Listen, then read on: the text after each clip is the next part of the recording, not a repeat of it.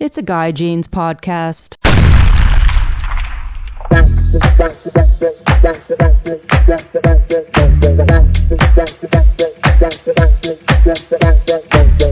next guest on the podcast is Gil Hernandez. Gil is a fishing guide in Southern California, both in freshwater and saltwater. During my interview, we talked about his guiding and fishing from a kayak in the ocean for calico bass and lobster. I love what he is doing for the sport of fishing by helping to educate new anglers. So let's get to it. Here's Gil Hernandez.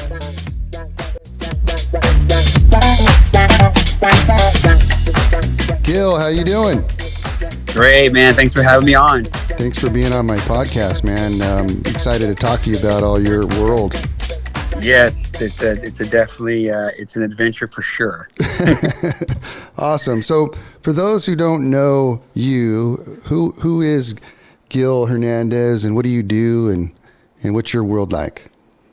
Well, I first started back, my dad took me fishing as a kid, and growing up didn't have a whole lot of money like most families, I grew up in Whittier, so I was a city kid, and my dad would try to get us around the lakes, and the struggle was there for sure as far as the finances. So I went fishing one time on a party boat in saltwater. It just blew my mind, and I just every day would talk as a kid about fishing. And then with the hard times, we ended up moving to the high desert in the Victorville, Hesperia area, and there's a lot of lakes. And when I moved with my grandma, and she lived across the street from the aqueduct, and it's just a reservoir that runs down. Yeah, that's cool. And so I would fish it like constantly. I never really caught anything, but I was just the expectation of catching something. It wasn't until my later years where I actually destroyed the aqueduct as far as fishing wise, and I actually I have a 28 and a 23 striper out of there. No way.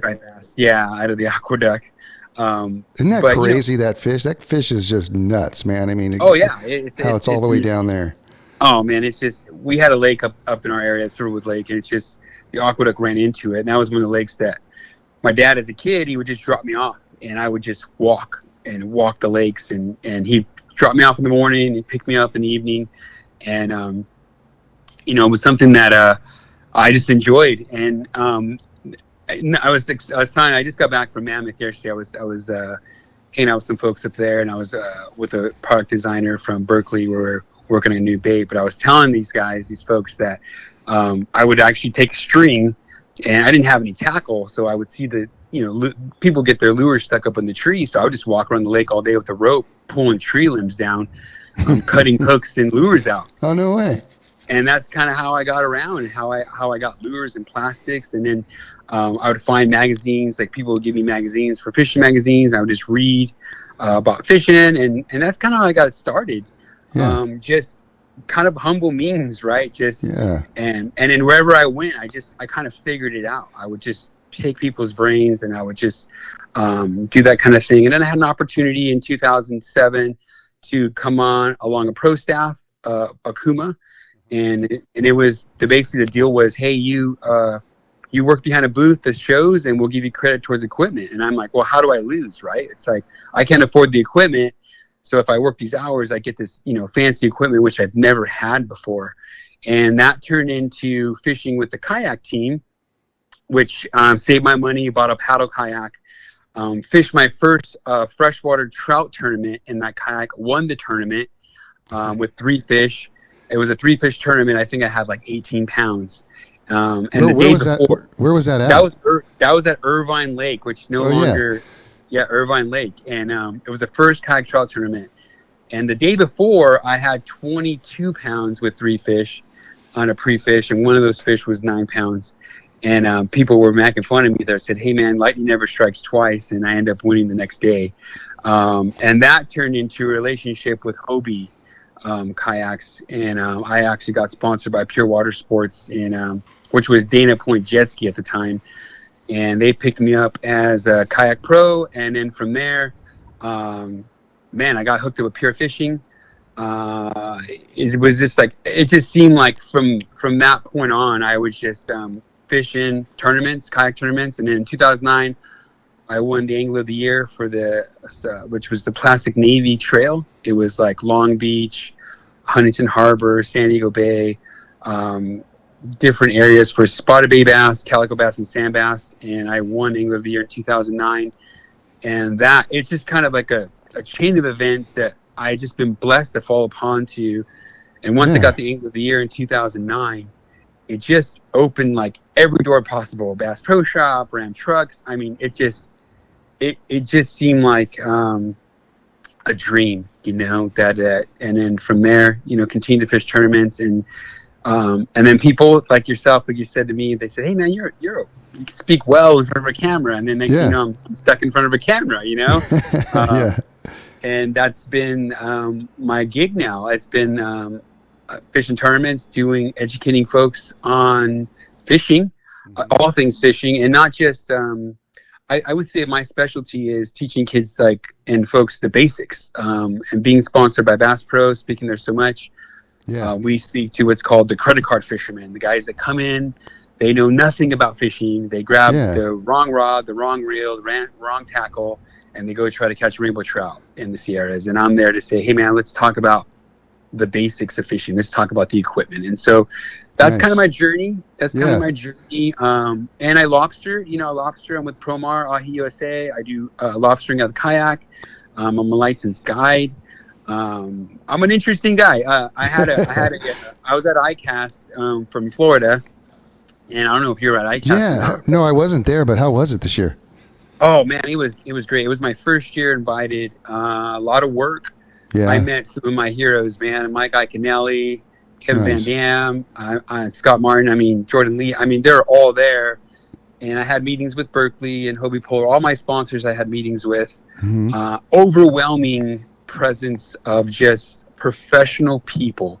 Mm-hmm. And it's different from most trade shows. And the Promar guys were telling me, Ben, Steve, Joaquin, and Andy, they're like, hey man, you're going to notice that this is not like your typical trade show. And it wasn't. And so I enjoyed every minute of it.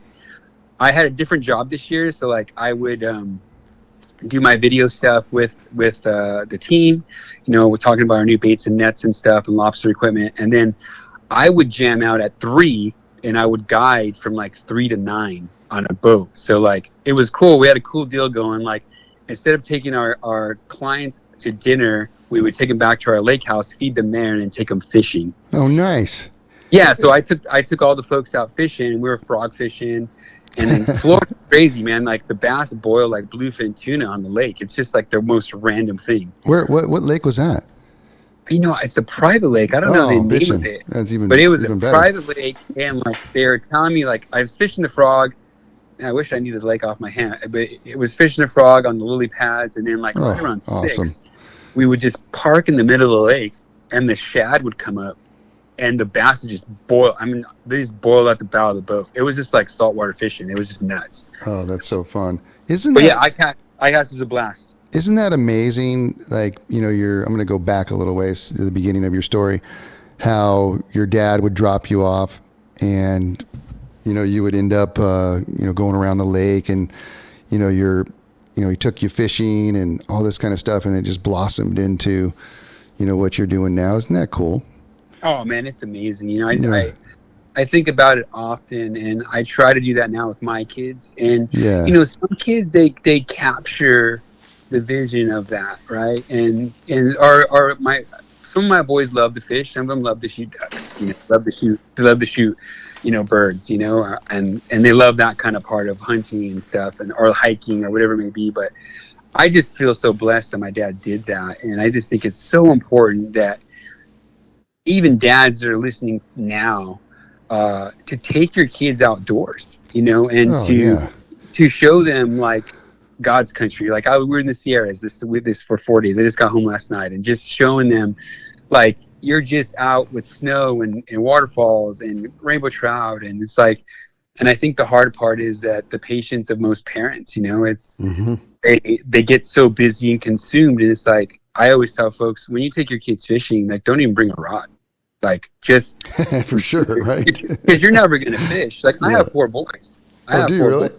Yeah, I have 4 boys, and my oldest is 16, but I was taking them out to the lake when they're 3 years old in diapers, and I didn't take a rod, man. I'm not fishing. I have my times when I do fish, I'm with my sponsors, or when I'm guiding, I can fish and do those kind of things. But I think when you're with your boys or your family or your daughter, whoever it may be, it's like that specific time is for them, and you're going to be playing deckhand. And so I just sit on the chair, man, and I'm just like tying all day, baiting all day, casting, and the patience of it, because they're gonna blow up 4 or 5 reels, and you need to bring like 6 spools of line with you because they're gonna wreck it. Yeah. But that's all part of the journey, For sure. And I love how you're, I think it's so important for people to know the basics of whatever kind of fishing they're doing, just to learn the basics. It's so important before they go out there. And then what you're doing at Bass Pro and helping those people, that's just so cool, man. That's such a cool program they got going, It is. And I think that super educating important. people is, capturing people is the hardest thing in today's world as far as capturing your audience. Kids adults have the best technology in your hand. So for me to go up on stage, because I'm one of the main speakers at a lot of these trade shows, like how am I going to compete against the iPhone? Like how am I going to compete against the new Netflix series? So I have to capture these people, and if I'm not excited about it, like how are they going to be excited about it? And I'm going to have to give them the latest and greatest. I have this saying, it's $100 bill saying, whenever I talk about a reaction bite, I always say, it's $100 bill floating down from the ceiling. If $100 bill is floating down from the ceiling, are you just going to watch it? And people are like, heck no, I'm going to grab it. I'm like, that's a reaction, Yeah. And so when you give them examples like that and you capture your audience, they begin to start to dream, like, I could do this, I can have that the $100 bill flutter down, whatever bait it may be. And I'm confident in all the baits that I fish, and working with Pure Fishing and Berkeley and Blue Garcia. It's something that I'm just so passionate about, because I've been approached by different folks, but I know that the what I'm tying at the end of my line is the best product that we can give these people. And I'm just super confident in the things that all the sponsors that I've been with, they're like family to me. Yeah. When you're doing these seminars and stuff, are you going to different Bass Pro shops, or are you just doing the one in Rancho Cucamonga? So this year I'm just doing the one in Cucamonga, but we have a lot of trade shows that come through California. We have what's called the Bart Hall Show now, the Pacific Sport Fishing Show. And I'm a main speaker at all those shows and events. I've done stuff like Turner's had me come and do like a lobster thing, and different bait stores had me do things. And a lot of, podcasts, and I was writing for Pacific Coast Magazine for a while and Western Outdoor News. And so I just actually got approached at ICAST to write again for Pacific Coast Magazine. Nice. Because there was a point in my life I was just like, man, I told the writer, the editor, I'm like, man, I'm just all out of material. Like, I don't even know. I wrote for like 4 years. I'm like, I don't even know what to write about. Like, I'm not the guy that goes to like Indonesia or like Africa. Hey, I'm like a local guy, man. And he like passed it off, and then he hit me up at the ICAST. He's like, hey man, I need you back. Like, I want to get back SoCal fishing and kayaks, saltwater bass. And I said, sure. So I'm going to start writing for them again. I've just been on the road for a lot. I've been in Florida 3 times in the last 3 months. Oh my gosh. With the bird. Yeah, I just been traveling a lot. So I did with Berkeley, they had me go and do a Walmart event as well in Orlando, and I did that in March. So that was like super cool, because I got to do the show with a guy named Tom. He's an MLF guy, and then Captain Rick Murphy, who does he does a big fishing show in Florida and Texas. So meeting these new pros and seeing the way people approach the market as far as speaking and handling their business has been a true blessing for me. It just opens my eyes to like more than just tournament fishing, and tournament fishing, I mean, I was a religious tournament fishing guy. Like, I wouldn't miss a tournament, and to the point where I almost missed the birth of my son. and I realized, like, I literally got to the hospital, like, my wife called me, like, right when we launched the boat. We're fishing San Diego Bay, Spotted Bay Bass Tournament. She's like, it was our last kid. She's like, I'm going to have this baby now. And she's like, I can hold on to it until you get home. And I'm like, man, I'm 3 hours away from home. Like, the worst tournament ever. got to the hospital. Literally like 15 minutes later, he was born, and I'm just like, man, like, what am I doing? You know? Yeah. And so I just kind of really reevaluated like what I'm doing. And every year I still fish like invitational tournaments. I do a tournament for Olive Crest. It's called the Olive Crest Tournament. Instead of doing a golf tournament, they do a fishing tournament, and it's on Fox Sports West, I believe. They filmed the whole thing, so they have cameras come on your boat and stuff. And they were on I got third one year, and then they were on my boat the year before. Last year they were on my boat. Is it saltwater stuff? Saltwater bass, yeah, saltwater bass tournament. And so yeah, and then it's funny because I go from the saltwater right to the Sierras, and I do that's awesome. Trolling in the Sierras. So my specialty in the Sierras is, well, I do a few different things that most people want to be on the kayak, and they want to do lead line trolling, whether in crawly or convict. So I have one of the biggest fishes on convict for an opener. I have a 9.6 trout, and it's on a trophy there in the shop, and that was caught 3 years ago. It's funny because I have several trout right under 10. I don't have a 10 yet. Oh wow! And that one would have been 10, but it was like beef jerky by the time I got it up to the weigh it.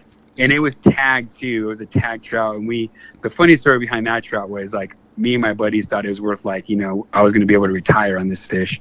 And then the lady comes out. It was great. Like we gave her the fish, and she's like pumping us up. She's a little older. She's like, yeah. Oh my gosh, congratulations, this is a big deal. So we see her walking down this like long hallway. She's like, congratulations. And me and my buddies were like, whoa. And she's like, you're the lucky winner. And she kind of paused, and she's all, $25. And my buddy just lost it. He couldn't believe it. And we're just like, it's no offense to that. He's like, this guy's a tournament fisherman. And we were sitting here thinking this fish is worth like $1,000, you know? Oh my God. But it was just so fun. Like just the fact that I caught that fish. I was trolling I think I was trolling a flicker shad or a Rapala X. I can't remember what I was trolling, but was it a brown? Was it a brown or a rainbow that you caught? It was a rainbow, and it was a stockfish too. So it didn't give me a ton of fight. All my browns come out of crawly, so I do all the cutthroats. I have cutthroats out of there, big cutthroats, big German browns. Yeah, and all of that's going to be on the 3-4 colors lead core line on round ambassador reels. Mm-hmm. Mostly flicker shad fish or Thomas buoyant fish. Like if I'm going to fish deep, like, fish in that lead core 3-4 colors, Thomas buoyant, I'll flash them if I need to flash them. But yeah, all in the Hobie kayak. I have a lot of guys that want to do that. Usually like in the opener, the first few weeks of the season, I get pretty busy up there. This year was different because like, there's this snow everywhere. Yeah, everything was frozen. So much water. I end up just going up there with Berkeley and setting up a tent and just handing out baits to people, just educating people with our team. Yeah. And that was still fun. It was still a blast to educate folks on the new, the new mice tails we have out, the garlic mice tails, our pinch crawlers, and all of our dough bait. Our dough bait is something that I like to push on folks because a lot of people, they don't know how to finesse fish. They want to go out to the lake, they want to relax, and so teaching these people how to dove bait fish is it's not complicated, but there is ways to get it done that they will catch fish on. And you'll be surprised, guy. Like I'll walk the lake, and there's folks out there with like 30-pound, 25-pound tests fishing trout. Right. On a bobber. They're fishing power bait on a bobber. And I'm like thinking, well, both those things float, and my heart goes out to these people because they want to get their kid on a fish of a lifetime. For sure.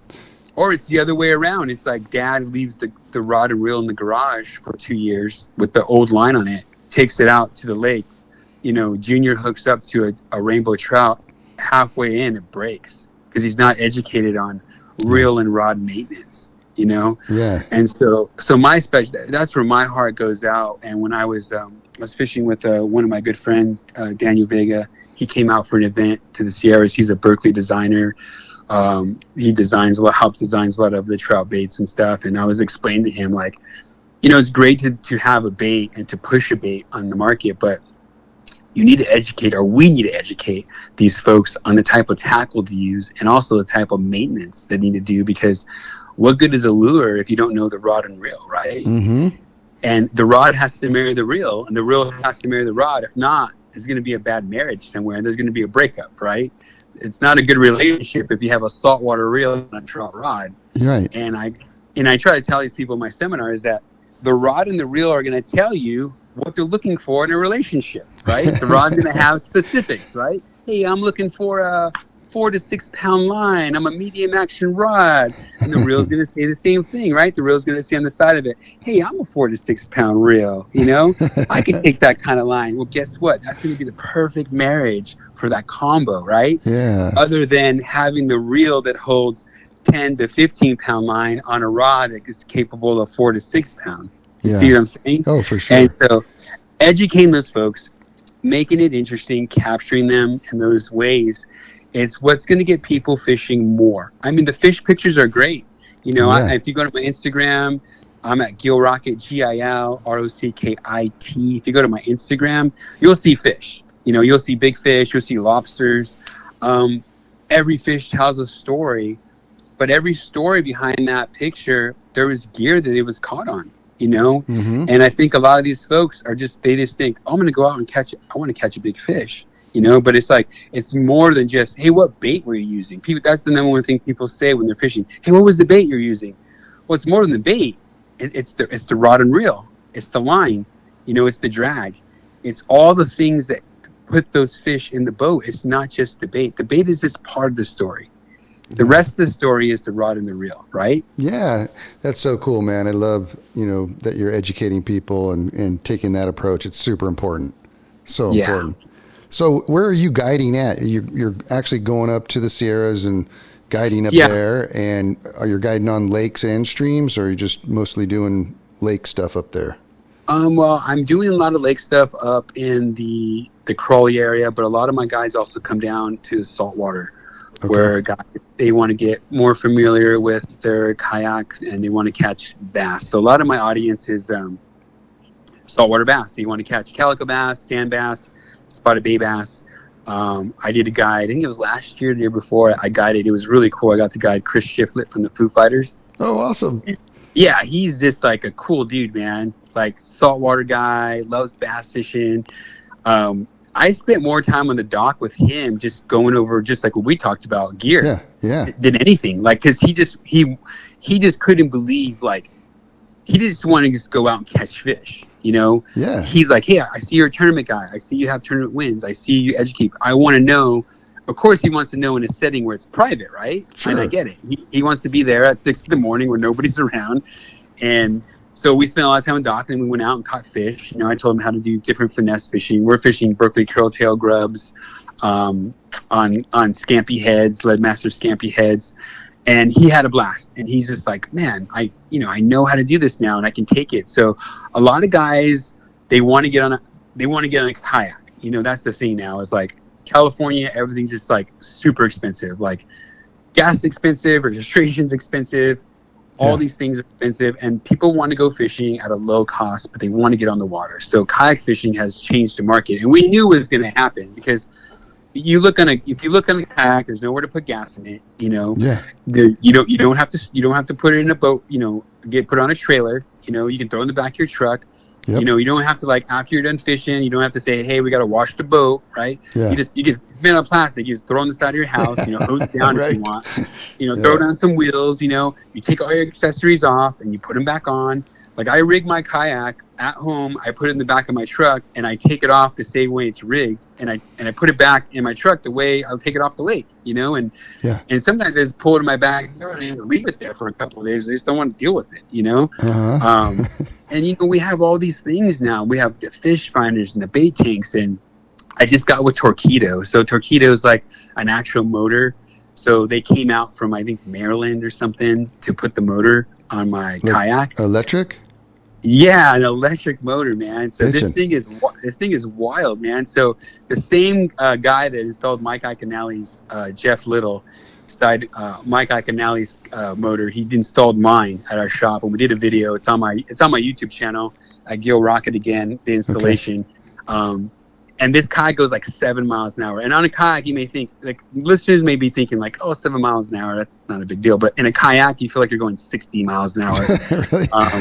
And it does like donuts, and it's like the craziest thing. And I control what's really cool about it is that I control at a trolling speed for like 12 to 14 hours. Wow. And so that's a good charge. Oh my goodness. And like I took it up to Big Bear right before I left for Florida. And I actually took my Mirage Drive with me. That's the pedals for my kayak, and didn't even use them. Like, I just felt like I was cheating the whole time. I'm like, this is awesome. But of course, you know, being in California, you have to register your kayak. I think it was like $50 or something too, because I had to put CF members on my kayak. Oh, you do, huh? Oh, that's okay. Yeah, and that's the bummer part, because a lot of people are like, and then when you go to the DMV, they kind of look at you like you're strange. Like, where's your boat? And I'm like, no, it's a kayak. And they just don't, it's just like, so I was literally at the DMV for like 2 hours, like trying to explain myself to the DMV lady what I was doing, and she finally like let it happen. But yeah, having CF numbers on, the motor comes on and off. It's easy, and it is like a total game changer for me, because what's really cool about this motor is like I can actually tow like 2 kayaks in with it. Wow. So which helps me That's in cool. my guide service, Oh, because for sure. I can take folks out, and if they tire out, I can bring them back in, and I can get even further that I want now. And so one thing that I do in my guide service is when I take people saltwater fishing is I actually drop lobster buoys with no trap, just with the weight. Yeah. And I mark structure for them. Okay. And so they basically, the guessing game's out of it, because they have a fish finder and teach them how to use it. But I just drop lobster buoys all along the structure, and I basically tell them, hey, this is the structure. You fish around this buoy, you're going to catch a fish.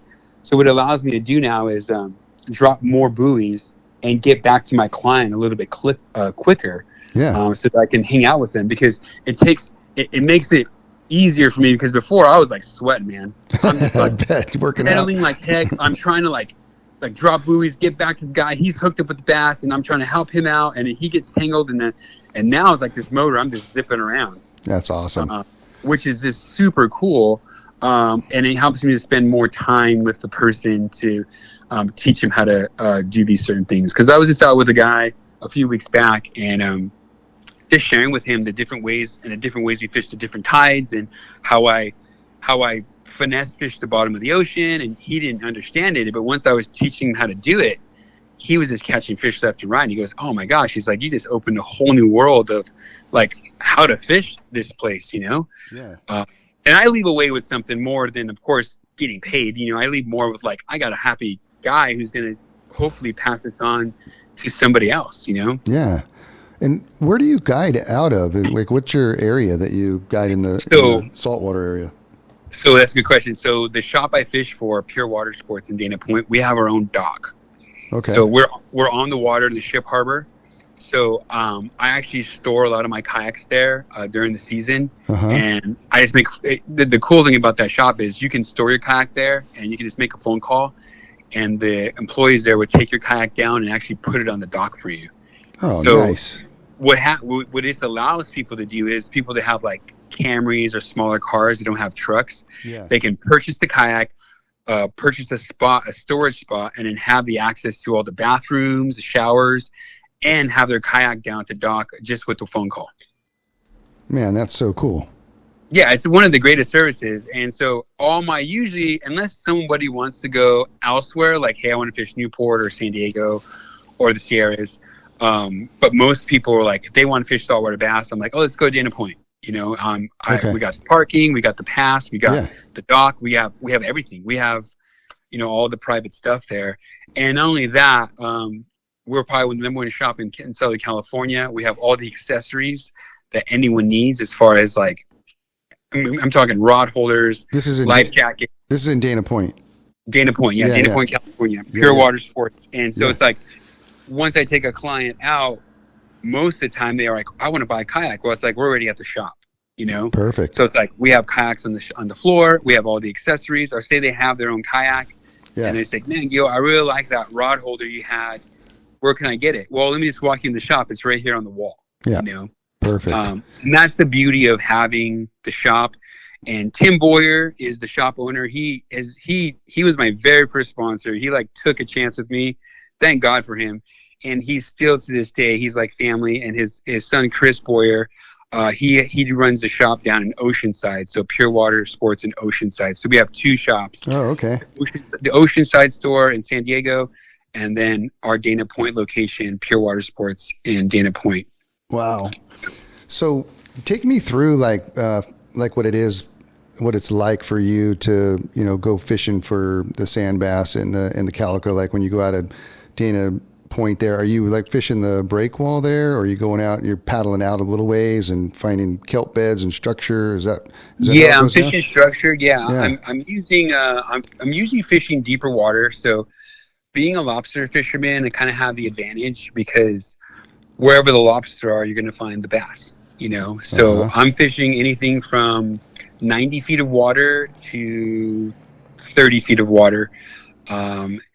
And I use a lot of the Navionics apps, as far as like looking, the apps on my phone that will sync with my fish finder. So I literally do homework the night before to find stones. Okay. And this helps me because, in the wintertime when I'm lobster hooping, it gives me the advantage, right? Those apps, like the Navionics apps, to look for those structures. So I'm going out there. A typical day would be go out there.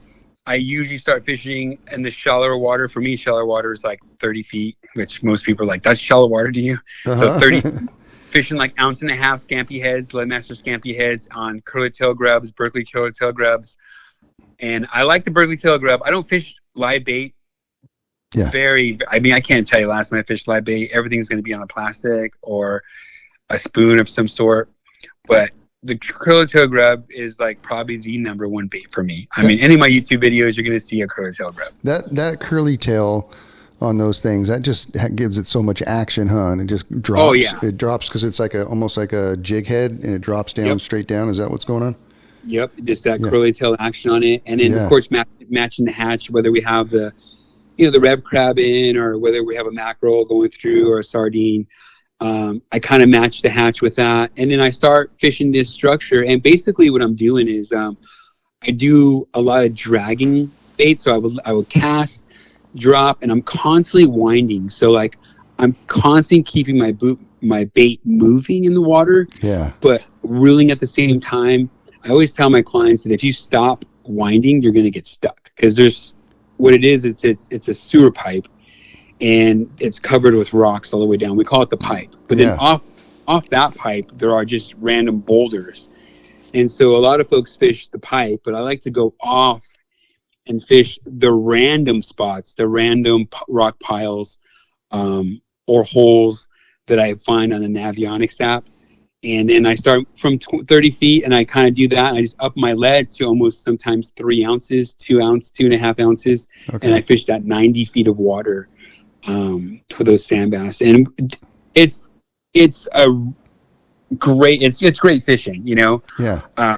I do extreme stuff too with people where like we'll troll baits along the coast, like in Pochies down south, like I'm like right off the beach. We're like hanging out with the surfers, and we smash the calico bass that way, throwing the A-rigs or just throwing plastics in like 5 feet of water.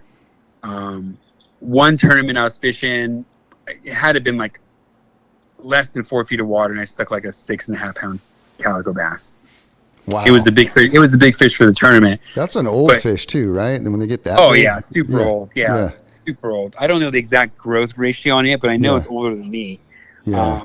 But it's funny because that particular day, I'm casting next to like the surfers, right? And then the guy on the beach, the lifeguard's telling me that to get out because it's super dangerous because of the swell. But calico bass fishermen do some crazy stuff, man. I mean, I used to go on mothership trips where we take our kayak on a boat and they take us out to San Clemente Island or Catalina Island. Yeah. And I remember fishing San Clemente Island on the kayak, and I flipped my kayak fishing calico bass. Did you? And because we're fishing boiler rocks, Yeah. And the crazy thing about it is my wife's like, hey, we're not going to do the kid thing anymore. So I was like, I'm going to go get that fixed. I'm going to go get the old snip, no more kids. So I went and got snipped, no more kids. And I told the doctor, I said, hey man, I got this trip I'm going on. I have this kayak trip, San Clemente Island.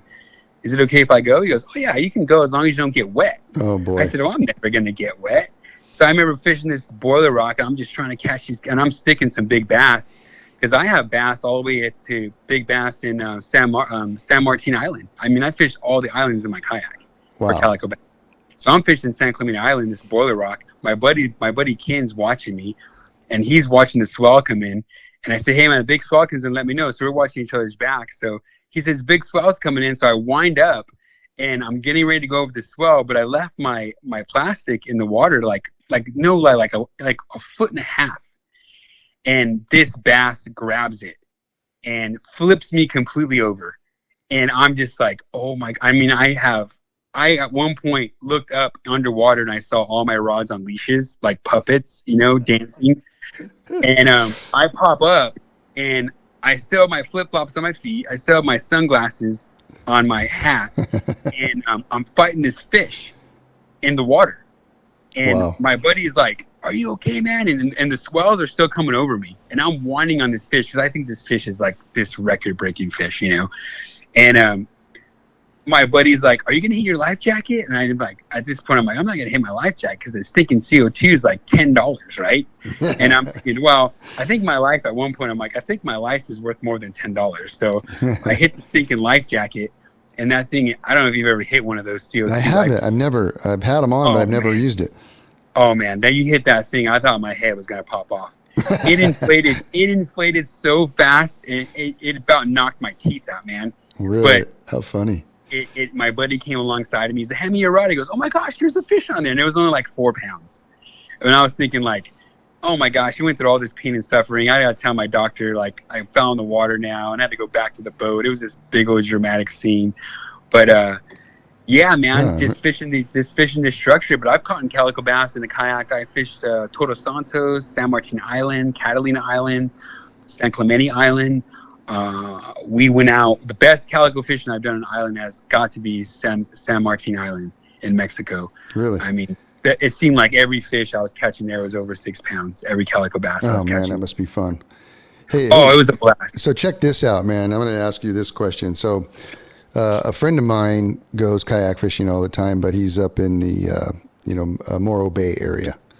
Okay. And him and his buddy go out, and his buddy really hasn't been kayak fishing all that much, but this friend of mine got him to come out with him, and he knew this spot. He had GPS this structure that was offshore quite a ways, and so there it's foggy. It's super early in the morning, and he looks back and he's telling his buddy, just follow me. It's not too much further out, and so they're cruising out there, and my friend looks back at his buddy and he's getting lifted out of the water by a great white.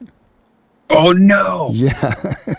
Completely out of the water, falls out of the water, and my buddy goes back and paddles back over to him and gets his kayak upright, and they huddled the kayaks together, and nothing else happened. But has anything like that ever happened to you? Like where you've had close calls or anything?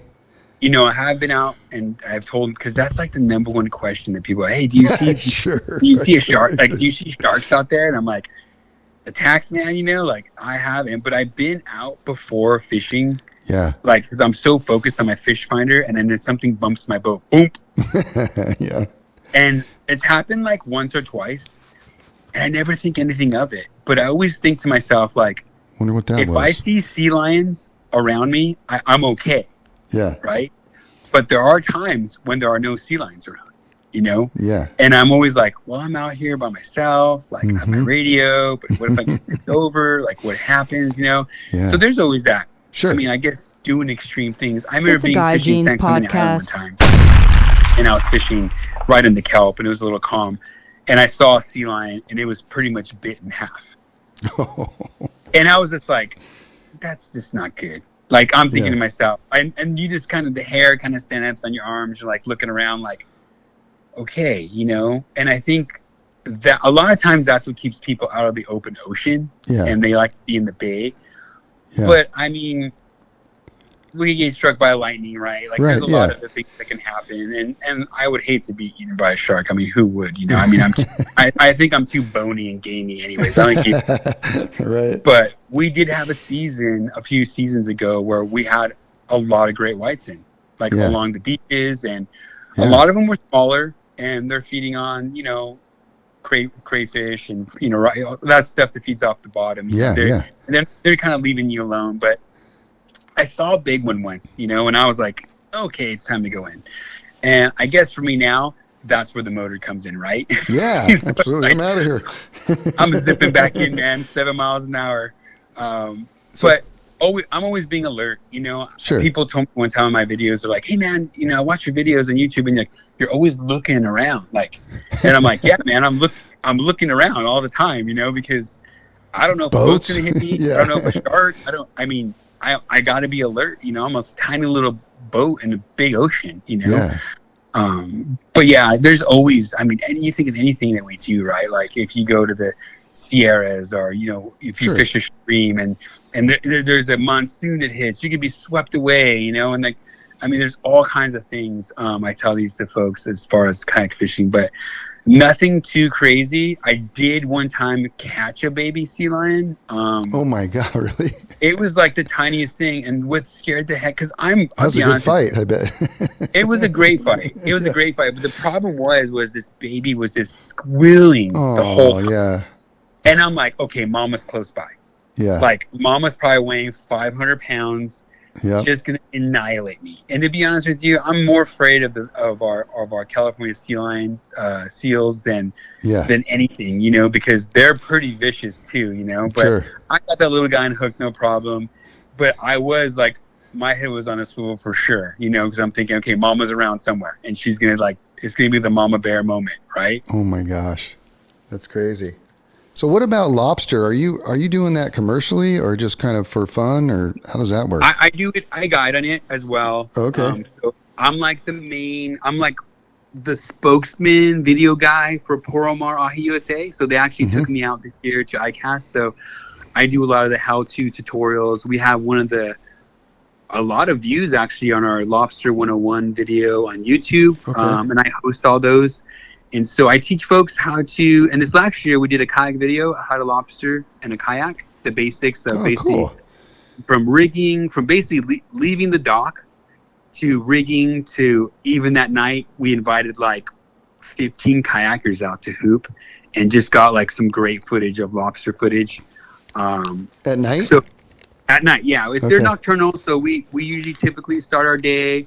I like to drop my hoops 45 minutes or so before sundown, and I soak them. In California here, you can take, for a kayak, you can take 5 nets, and for a boat, you can take 10 if you have one or more persons on it. So basically, if you're fishing by yourself, you can take 5 nets. So on my kayak, I take 5 nets. Now, 5 nets is a lot for most folks. Most folks that are getting into kayak, lobster fishing in a kayak, I always say take 1 or 2 nets because it's a lot of work. Lobster fishing kicks your butt, because basically I do 20 to 25 minute soak times. So I always tell people, imagine dropping a hoop, 40 feet with a buoy on with rope and a lobster trap, a Promar ambush net, either a 32 or a 36-inch net. Imagine dropping 5 of those and then every 20 minutes checking them. So the soak time is 20 to 25 minutes. So you pull your first net, and let's say you have lobster, because usually you have a lot of lobster in it, but a lot of them are short. So now you're measuring lobster, right? You're measuring these lobster, trying to see, and you're looking at the clock, and now 35, 40 minutes has gone by because now you have to rebait, rethrow it. So then you go pick up your next net, so you're 20 minutes behind, and then it just keeps playing on. So by the time you pick up number 5, you're an hour over, right? Right. And it's just going all night long. So I always tell people hey, start out with a couple of nets, because even for myself, I can get a net out pretty quick, and I can measure, and I just have a visual now on lobster. I know when one's short, so I'm just tossing them out. Yeah. Well, the newbie, he has to get his gauge on it, because the Fish and Game wardens here, they don't mess around. Yeah. A lot of people get ticketed for short lobster. One thing California loves, they love their lobster. Oh, you know? And so they're going to make sure that it's legal. And I always tell people, I never keep a legal lobster. And they're like, what do you mean a legal lobster? I'm like, it has to be over legal for me to keep it. Yeah. If it's a legal lobster on the gauge, it's going right back. I say, because the reason why is that the longer you hold that lobster in your hand, even if it's a tad bit short, the longer you hold that lobster in your hand, you're going to convince yourself that it's legal. And so Right. you got to get rid of it as quick as you can, because the longer you hold it, it's going to go in your bait tank, right? And so we usually typically do it on a tide movement. So I base my lobster fishing off the tide and the moon phase. Mm-hmm. So lobsters don't like bright moons. But there are situations where lobster fishing would do okay in a bright moon, whether you're fishing like a dock or in the harbor. A lot of people, like in Long Beach Harbor, there's a lot of lights there, so the moon doesn't really affect them. But open water, like Dana Point and Newport, it really affects them. And so I will go out on a full moon if there's an overcast day. If there's going to be some rain coming in, there's going to be a lot of cloud cover. But if it's just clear skies and a bright moon, I've tried to prove people wrong several times on the moon, and the moon has got me every single time. Mm-hmm. And so I base it on the darkest night and the most water movement as far as tide. And everything crawls differently. We call it the crawl, whether it's some places do better on an outgoing tide or an incoming tide. And so Newport, Long Beach, Dana Point, they all kind of have the similar tide movements where like they both do well on incoming and outgoing. And there's two crawls. So in the first part of the night when the sun sets, they crawl out to feed, and then they crawl back. And so that crawl back is going to be more in the later part of the night. And so these things are scavengers. I mean, you drop a net, and then you literally can drop a net 20 minutes later. Drop a net, pull it, there'll be one lobster, drop it, 20 minutes later, you have a basket full of lobster, Wow. And that's how quick they're getting on that bait. And I've been using the bite-on scent. Tony, he's the guy that's created the bite-on scent for lobster fishing. And it's just basically a marinade that you marinate your bait in. And it puts out just so much scent in the water, like an oily pattern that just draws these lobster. They just can't resist, huh? Oh, yeah. It's crazy. And you can soak it in sponges and different things like that. And what's cool about the Promar product is that we have our sea lion bait cage, which is those sea lions are out there to just destroy the night. They if you just have a regular wire cage, they're just going to either crush it, eat all the food out of it. And really? Promar has come up with a design with the sea lion bait cage where these sea lions can't get to it. And before I was rebaiting, like I would have to take like 3 Ziploc bags of like 1 gallon Ziploc bags of bait.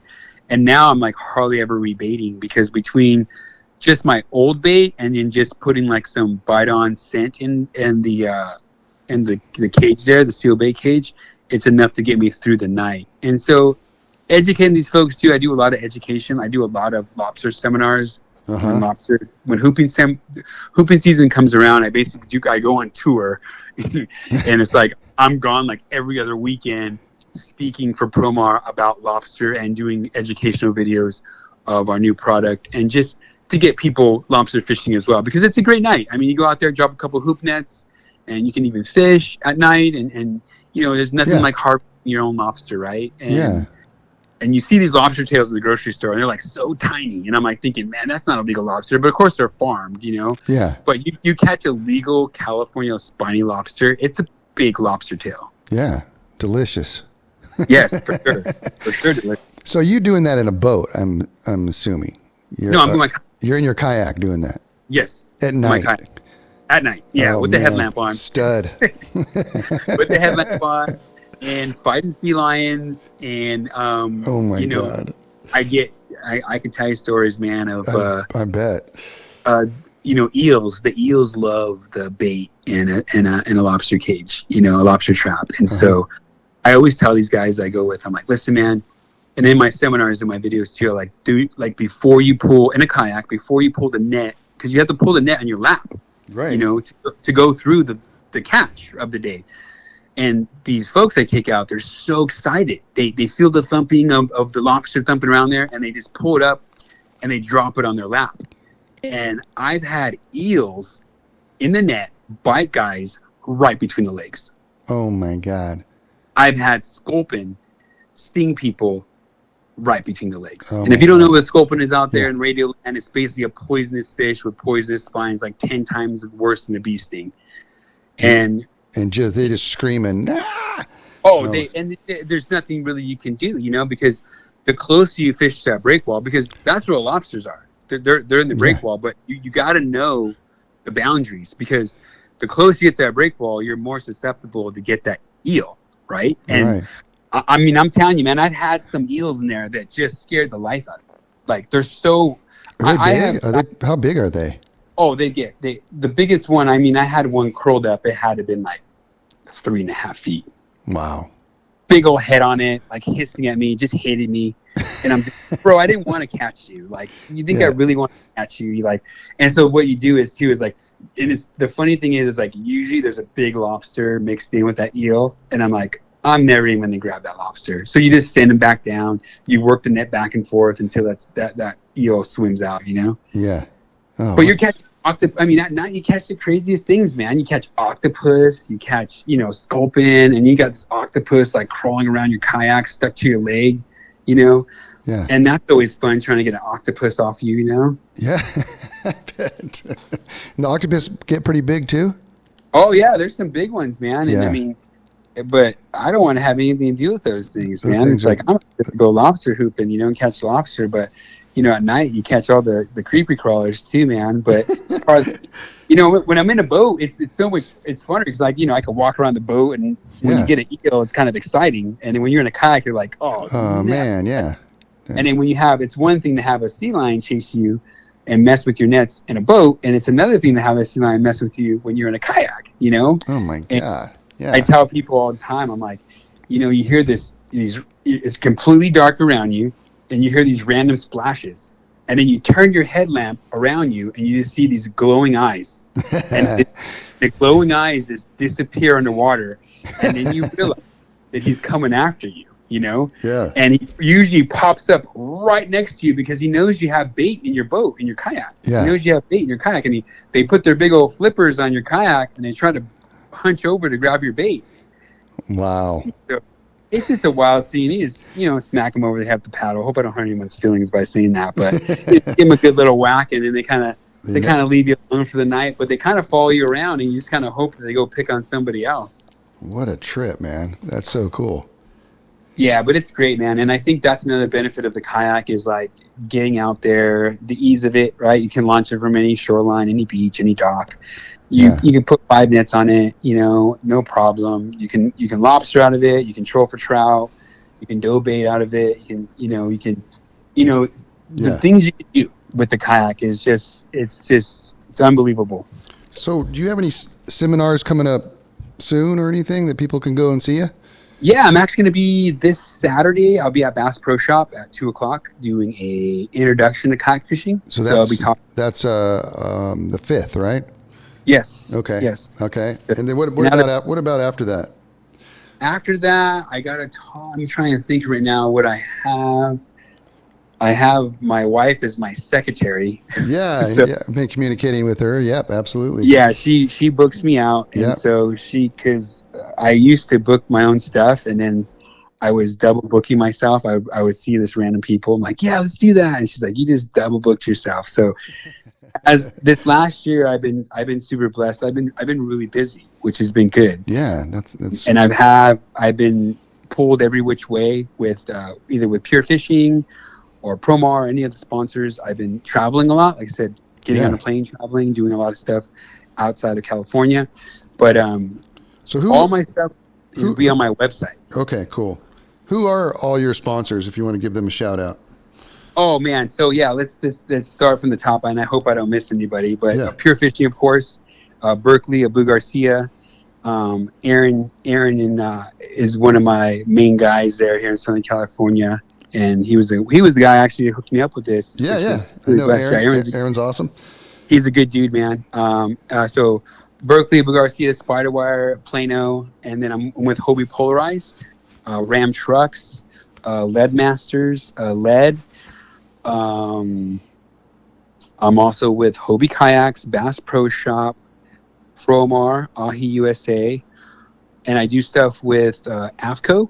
And I do some Lowrance stuff too, but those are pretty much my main sponsors. So does Ram like throw down a truck for you, kind of a deal? Yeah, so Ram's awesome. a cool deal. Ram is a very cool deal. So like they hooked me up with my first truck, and then they support me throughout the year. Wow. And then they also do the way I got on it, which is a really cool thing, I'm actually glad you talked about this, is I do a charity with them. So one of the charities I do with them is called the Halo Project. And the Halo Project is taking inner city kids fishing. And so these kids are in foster homes that have been abused by family members. So a member in their family has abused them, whether sexually abused them, physically abused them. And so a lot of these kids have a lot of damage emotionally. And so I'm able to take these kids fishing. Nice. And then able to take them to the store and get them a burger at the restaurant at Bass Pro Shop, show them the fish feeding, have them feed the fish, show them behind the scenes of the store, but also do an event for them where we take them out to a lake and they catch trout, and I get some volunteers. And so Ram has been a big part of that, and Billy Mack there at Victorville Motors, and now he's down here in Fontana at the Ram dealership here, has been a big supporter of mine. So he supports me financially, and then he also blesses me with this charity where I can actually do a lot of donations. So like Bass Pro Shop every year, they do hams for their employees, and then I get all the hams that they don't use. And so I get to donate the hams to these needy families. Nice. At this orphanage, so they get to have a ham dinner for Christmas. And so that is like one of my joys, is just blessing folks with, because growing up I didn't have these things, and I know how it is to not have the things that to have someone take you somewhere and do these things. So Ram is a supporter of that, and of course they do all the benefits of like all the oil changes and the brakes, and they do all that stuff for me. Oh, but that's so cool, at the end of the day, one of the coolest things they do for me is they hooked me up with this amazing charity that I get to be involved with in the Halo Project. That's so cool, man. So if people want to find you, can you give out your socials and all that stuff so they... Yeah. I'm on Facebook and Instagram at Gil Rocket. That's GILROCKIT. Or just get me at rocketfishing.com. That's ROCKIT fishing.com. And there on my website too, you'll see a line if you go to events everywhere I'm going to be. I usually speak once to twice a month. And during the show month, I'm like speaking all the time. And then there's times too where I will speak out of state, and I might even be in your state or a Bass Pro Shop or an event speaking in your area too. Perfect, man. And so people want to go on a guided trip, just go to your website. Yeah, just go to the website there, and it'll direct you to everything from the wit'll tell you how to do the guide and contact us. We're also coming out with apparel, shirts and stickers, so that'll be all here hopefully pretty soon. We put the order in a few weeks ago, so we should be getting our shirts now. This has been a big request of people like, hey, we want the swag. And the first shirt that I'm coming out with is an anniversary shirt of my Angler of the Year in 2009. So it's all traditional tattoo art, and it's going to be based around San Diego Bay. And so it's going to have the flags, and it's going to have the monument at Shelter Island on the shirt. And it's a really cool shirt. And I'm super excited to get it out because it's just kind of my testimony of how I got started and how this all started for me. So. Oh, it sounds awesome, man. Gil, what a pleasure, man. So good to meet you and have you on my podcast and learn about your world and your fishing. And I'm super stoked that you're doing all that stuff for people and educating people and speaking and all that, man. I'm really looking forward to meet you in person and hopefully have you on my podcast again. Yeah, thank you for the opportunity, man. All glory to God, of course, and maybe I'll catch you at Bass Pro Shop, man, in September. Yeah, for sure. I'll be speaking over there September 9th. Yes. So, yeah, cool, man. Well, thanks again, Gil. We'll talk soon. All right, thank you so much. Talk to you later. Okay, bye-bye.